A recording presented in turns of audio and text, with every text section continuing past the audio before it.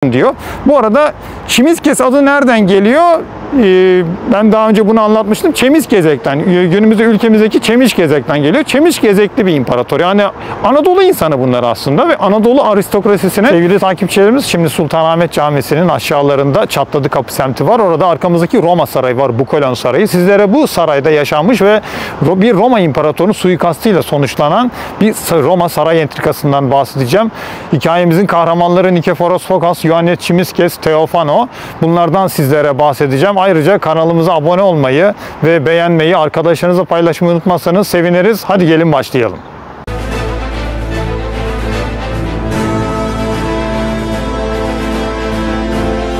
Evet, şimdi Sultanahmet Camisi'nin aşağılarında Çatladı Kapı Bukolon Sarayı var dedik. Sizlere bu Bukolon Sarayı'nda olan olaylardan bahsedeceğim. Tam bir Roma saray entrikası. Şimdi olaylar 10. yüzyılın sonlarına doğru geçiyor. Nikeforos Fokas, Ioannis Çimizkes ve Theophano. Şimdi imparatorluğun yükseldiği bir dönem var 10. yüzyılın sonunda ve 11. yüzyılın başında da en yüksek seviyesinde Roma İmparatorluğu çıkacak ve bundan sonrasında da, yani tabii Trajanus dönemleri gibi filan değil ama en azından Anadolu'yu, Yunanistan'ı ve İtalya'da da toprakları olacak. Fakat 1071 ile birlikte, Malazgirt'le birlikte çöküş çok başlayacak. 1176 ile devam edecek Miryokefalon'la. 1453'te de İstanbul'un fethiyle Roma İmparatorluğu'na Fatih Sultan Mehmet tarafından son verilecek. Anlatacağımız olaylar o 10. yüzyıl ve 11. yüzyılın başında imparatorluğun en yüksek seviyesine geldiği dönemde oluyor. Şimdi İmparator 2. Romanos var. Dediğimiz dönemlerde ölüyor. Bunun bir eşi var, Theophano. Theophano 2 çocuğuyla dul kalır. Ve bunun arkasından hemen bir himaye bulması lazım. Çünkü bu tür durumlarda zaten Roma tarihi demek aslında darbeler, isyanlar tarihi gibi bir durum var. Hemen birisi darbe yapıp tahta çıkabilir. Theophano bunun olmaması için Kayseri'de o an olan dönemin en önemli Roma ordu komutanlarından Nikeforos Fokas'a evlilik teklifi götürüyor. Diyor ki biz evlenelim diyor. Çünkü 2 çocuğuyla dul kalmış. Onunla birlikte olup o eşi olup gelirse o imparator olacak. İmparatoriçe de yine yerinde kalacak. Yoksa başkası gelirse imparatoriçe alır götürür. Kafasını kazıtıp manastıra sokarlar böyle durumlarda. Nitekim aslında olayın sonunda da Theophano'nun başına yine bunlar gelecek. 2. Romanos ölüyor ve evlilik teklifini götürüyorlar Nikeforos Fokas'a. Nikeforos Fokas burada Kayseri'de kalkanların üstünde kaldırılıp imparator ilan ediliyor. Özellikle bu anarşi döneminde de filan böyle şeyler vardır Roma'da. Hristiyanlık öncesinde de olan bir gelenek, ritüel bir zaten. Askerleriniz tarafından siz kalkanların üzerinde havaya kaldırılsınız. Böylece imparator ilan edilirsiniz. Nikeforos Fokas İstanbul'a geliyor. Ayasofya'da Theophano ile birlikte taç giyiyorlar. Nikeforos Fokas imparator olarak selamlanıyor senato tarafından filan. Tabii Nikeforos Fokas'tan biraz bahsetmemiz lazım. Çok önemli bir ordu komutanı. O dönemde hem ordu komutanı olduğunda hem de imparatorluğu döneminde etrafta yenilecek düşman kalmaz neredeyse. Doğuda, batıda, güneyde çok ciddi harekatlara girer ve tıpkı Trajanus ve Konstantinus gibi asla yenilgi yüzü görmemiş imparatorlardan bir tanesidir Nikeforos Fokas. Ondan sonra gelecek 2 imparator da var. Ben size burada videonun sonunda 2. Bazilios'tan da bahsedeceğim. Yine bunların arkasından gelen imparator bu saray entrikasına aslında içine girmiş birisi değil. Fakat ben onu da anlatacağım sizlere. O da çok ilginç bir konu. 40.000 tane esir alıp adamların gözlerini oyacak. Öyle ilginç olaylardan da bahsedeceğiz. Şimdi Nikeforos Fokas dediğimiz gibi önemli bir ordu komutanı. Çok dindar bir adam. En çok istediği emekli olayım, manastıra kapanayım, keşiş olayım. Tek derdi bu adamın aslında. Ve Nikeforos Fokas evlendikten sonra işte daha çok Bukolon Sarayı'nda yaşıyor. Çok fazla savaş yapılıyor tabii. Ve savaşlar da bedava olmuyor. Vergi toplamanız lazım ülkeden. Ve vergi toplanması demek etraftaki insanların size karşı homurdanmalarına da sebep oluyor. İşler pek yolunda gitmiyor yaşayan halk için. Evet, devlet her tarafta saldırılar yapıyor falan. Roma İmparatorluğu'nun pagan dönemindeki gibi çok fazla yağma filan da yok yani. Yağma dediğimiz yani etraftan gelen zenginliklerin İstanbul'a aktığı bir dönem de değil aslında. Ve ne oluyor? Nikeforos Fokas bunları yapınca homurdanmalar oluyor. Hatta bir anne kız, alınan vergiler demek ki o kadar çok ki insanlar o kadar huzursuz. Bir anne ve kız imparatora bir gün herhalde bir tören esnasında tuğla fırlatıyorlar. Nikephoros Fokas bu anne kızı yakarak öldürdüğü söyleniyor. Tarihi kaynaklarda, en azından kaynaklar bize böyle anlatıyor. Dediğimiz gibi bir dindar bir adam ama bunu gerçekten yapmış mıdır bunu bilemiyoruz. Çünkü bazı şunlar da var. İmparator sevilmediği için o dönem yazan kaynakları imparatoru kötülemek için böyle şeyleri uydurmuş da olabilirler. Bunu her zaman aklımızın bir kenarında bulundurmamız da gerekiyor. Şimdi Nikephoros Fokas işte bu olaylardan biraz korkmaya başlıyor. Sarayının bu Bukolon'un etrafına bir duvar ördürtüyor. Tabii böyle bir şey yapması insanlardan kendisini soyutladığı için imparatorla halkın arasında bir duvar daha koyuyor. Diyor bu imparator işte kendisini soyutluyor bizden filan. Bu da hiç hoş karşılanmıyor. Şimdi Nikephoros Fokas dönemi imparatorluğu böyle.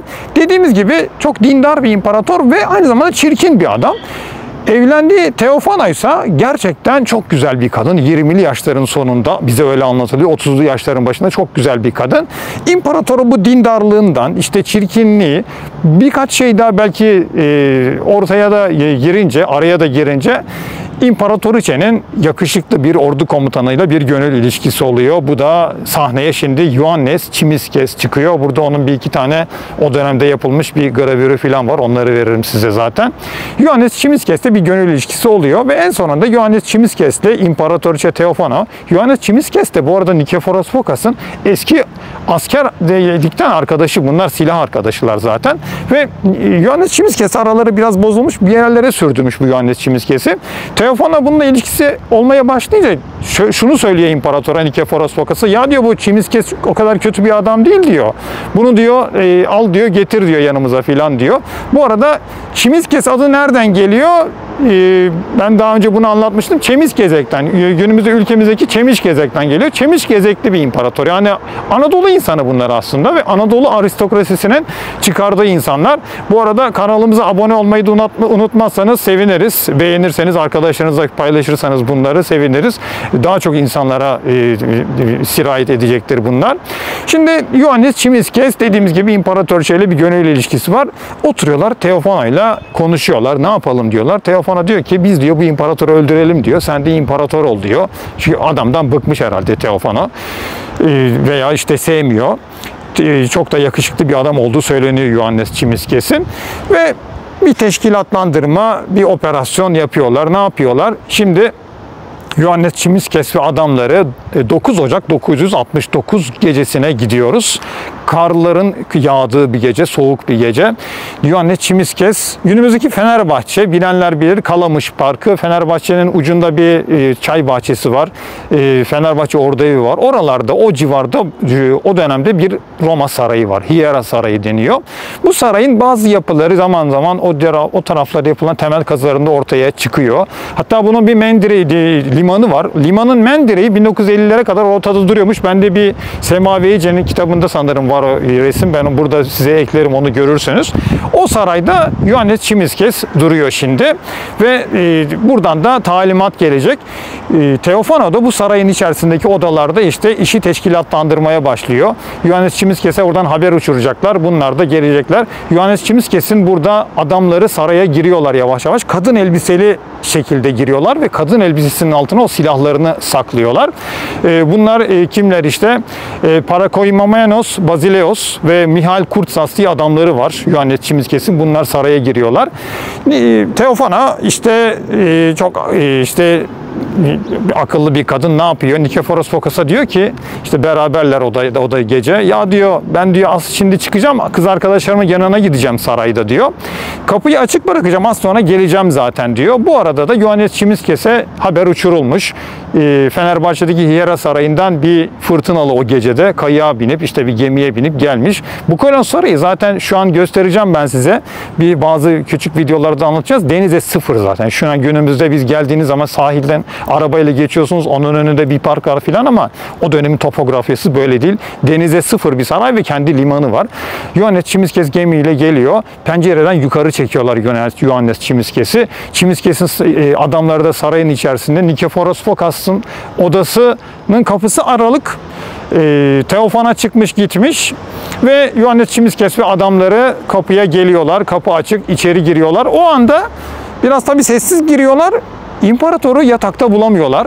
çok detaylı anlatılıyor bunlar bize. Şimdi diyeceksiniz ki nasıl böyle detaylı anlatılıyor? Çünkü Nikephoros Phokas'ı kimse sevmediği için, adamdan bir an önce kurtulmak istedikleri için bunları çok detaylı yazdıkları söyleniyor tarihçilerin. İçeri giriyorlar, bakıyorlar imparator yatakta değil, hemen çıkıyorlar. Nasıl olur diye, imparator yatakta değil filan. Oradaki işte saray görevlileri var. Onlar da teşkilatlandırılmış zaten, içeriden kazanılmış adamlar. Diyorlar ki imparator işte, eğer imparatoriçe yoksa hemen yatağın yanında panter postunun üzerinde uyuyor diyorlar. Neden bunu yapıyor? Çünkü bu adam asker bir adam. Yıllarca savaşlarda, cephelerde savaştığı için adam hep yerde bir panter postunun üzerinde uyuyor. Böyle durumlarda da adam yerde uyuyor. Hemen yatağın yanına gidiyorlar ve orada görüyorlar Nikephoros Phokas'ı. Nikephoros Phokas bu olayların üzerine anlaşılan uyanıyor ve kalktığı anda, yüzünü çevirdiği anda Taxiares Leon Balanes var. Ioannis Çimiskes'in adamlarından bir tanesi. Kılıcı indiriyor bunun yüzüne, kan fışkırıyor zaten. Böyle anlatıyor kitaplar bize. Ve bunun ardından da Ioannis Çimiskes o anda tabii artık imparator ilan edileceği anları sabırsızlıkla bekliyor. Nikephoros Phokas öldürülmüş. Tabii olaylar gelişmeye başlıyor. Duyuluyor Nikephoros Phokas'ın öldürüldüğü filan, sağda solda duyulmaya başlayınca, olaylar büyüyünce Ayasofya civarında karargahı olan Varenk muhafızları var. İmparatorun muhafızları, işte Roma ordusunun, Romalıların daha önceki Praetorian muhafızların devamları bunlar. Varenk muhafızları Vikingler aslında. Bunlar kuzey insanları, gelmişler buraya, imparatorun korumalığını yapıyorlar. Ve Varenk muhafızları bunu duyar duymaz, imparatorun işte suikast olayları falan olduğunu duyunca karargahlarına, Ayasofya'nın oradan işte buralara doğru hızla yürümeye geliyorlar. Fakat Varenk muhafızları, ki bunlar Malazgirt'te bile varlar, imparatorun etrafında Varenk muhafızları olduklarını biz biliyoruz. Varenk muhafızları Bukaleon Sarayı'na buraya geldiklerinde bir bakıyorlar, artık ölmüş bir imparatorla karşılaşıyorlar. Eğer imparator yaşasa onun için canlarını verirler. Böyle adamlar Varenk muhafızları. Fakat imparator öldüğü için yapacakları bir şey yok. Nikephoros Phokas'ı bu Bukaleon Sarayı'nın pencerelerinden kar yağan o gecede karların üstüne attıklarını yazıyor tarih kitapları. Biz bunu biliyoruz. Ve onun arkasından işte her tarafta artık Ioannis Çimiskes'in imparator ilan edileceği filan söyleniyor. Zaten teşkilatlandırılmış bir olay bu. Hemen ertesi gün Ayasofya'ya filan gidiliyor zaten. Ioannis Çimiskes orada imparator olarak taç giyiyor. Tabii Theophano'ya ne oldu? Şimdi Theophano burada eşi olarak devam ediyor ama Ioannis Çimiskes'in ilk yaptığı iş, yani iktidara geldiğinde diyeyim size, imparator olduğunu ilk yaptığı iş Theophano'nun saçını kazıtıp onu manastıra sokmak oluyor. Kınalıada'da bir manastıra soktuğu söyleniyor. Bazı kaynaklarımız işte Yedikule'deki günümüzdeki İmrahor İlyas Bey Camii, Stüdyos Manastırı olduğunu da söyleyen kaynaklar var ama bir manastıra sokulduğunu söylüyor. Bunu neden yaptı? İşte bu bilinmiyor. Bazı tarihçiler işte bu adama bunu yaptı, bana da bu aynısını mı yapar mı diye mi düşündü Ioannis Çimiskes diyorlar. Tekrar görüşmek isteyecektir Theophano.